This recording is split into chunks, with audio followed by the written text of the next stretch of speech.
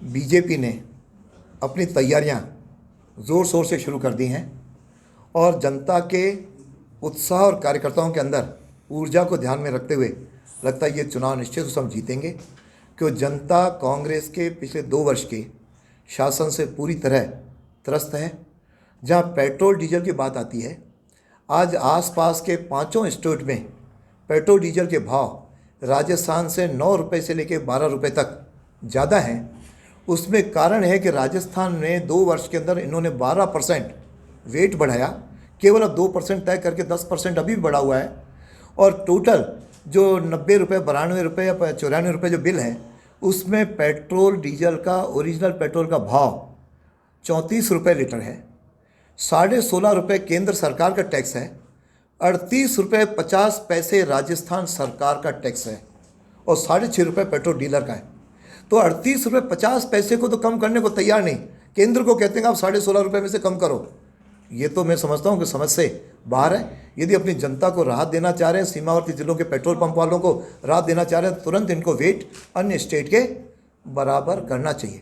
यही बिजली के साथ है। बिजली का बिल बाकी स्टेट में 6 रुपये 70 पैसे से लेकर के और 7.5 रुपये तक है। राजस्थान में 13 रुपये 50 पैसे प्रति यूनिट बिजली का बिल है। ये केवल इनका कुप्रबंधन करने के लिए है। इसको भी सुनना चाहो तो पहले जिस समय हमारे पास सरकार हमने इनको दी थी, तब 15,000 करोड़ केवल कर्जा था बिजली कंपनियों का। जो हमको दिया तब 80,000 करोड़ का हो गया। हमने वापस इनको केंद्र सरकार से 60,000 करोड़ रुपए दिला करके कर्जे को 20,000 लाए, आज वापस 85,000 करोड़ हो गया। तो ये प्रबंधन में पूरी तरह सरकार फेल्यूर है, आर्थिक में फेल्यूर है, विकास के काम ठप हैं। 13,000 करोड़ के आज ठेकेदारों के बिल बाकी हैं, कहीं कोई एक ईंट भी नहीं लग रही। युवाओं के साथ धोखा हुआ। संविधान कर्मियों को इन्होंने किसी प्रकार से कोई स्थायी नहीं किया। युवकों के 7 परीक्षाएं तो इन्होंने स्थगित करनी पड़ी और बाकी 35,000 पद इन्होंने समाप्त किए। 1,28,000 पद जो विधानसभा के अंदर दोनों बजटों में हुआ, उसमें से केवल अभी तक 16,800 पदों की केवल प्रक्रिया शुरू हुई है। तो सरकार की मंशा युवा विरोधी है, किसान विरोधी है, किसानों के लिए कुछ करते नहीं है, केंद्र सरकार की योजनाओं को भी अटकाते हैं।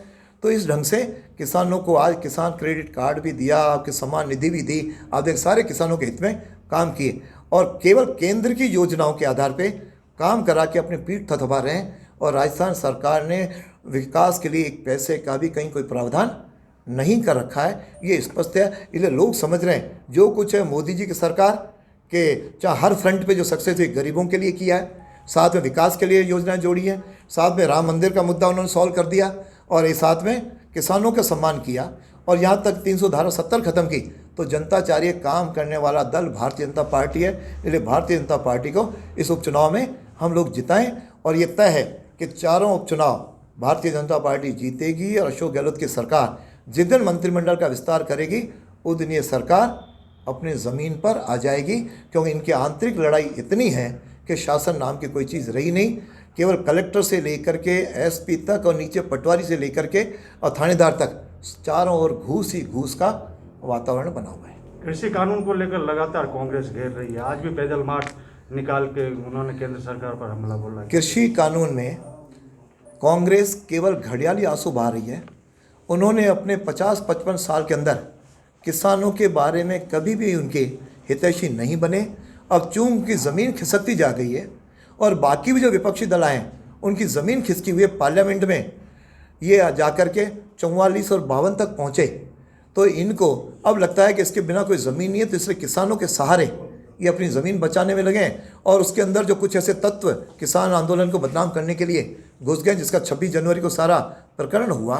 तो ऐसे लोगों का सहयोग करना, चीन के साथ चीन की भाषा बोलना, पाकिस्तान का सहयोग करना, इस प्रकार का आज सारे हथकंडे राहुल जी जो अपना रहे हैं, वह अपनी पार्टी को लिए निश्चित रूप से उनके सारे नीचे के, इवन हम तो क्या जनता तो क्या कांग्रेस भी उसके साथ असहमत हैं।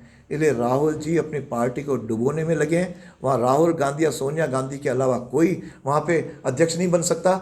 इस प्रकार के दृश्य में ये पार्टी डूबता हुआ जहाज़ बन गई है, कोई जहाज़ में नहीं बैठना चाह रहा है। आज केवल पंजाब, राजस्थान, पौंडीचेरी ऐसे 2.5-3 स्टेट में ही कांग्रेस बची है। आज 2/3 से अधिक प्रांतों में भारतीय जनता पार्टी का शासन है और हम जनता को सुशासन दे करके मोदी जी के नेतृत्व में देश को ऊंचा बढ़ाने में लगे हुए हैं, जिसके कारण से वैक्सीन के कारण चाहे अन्य कारणों से भारत का एक नाम विश्व के अंदर रोशन हुआ है।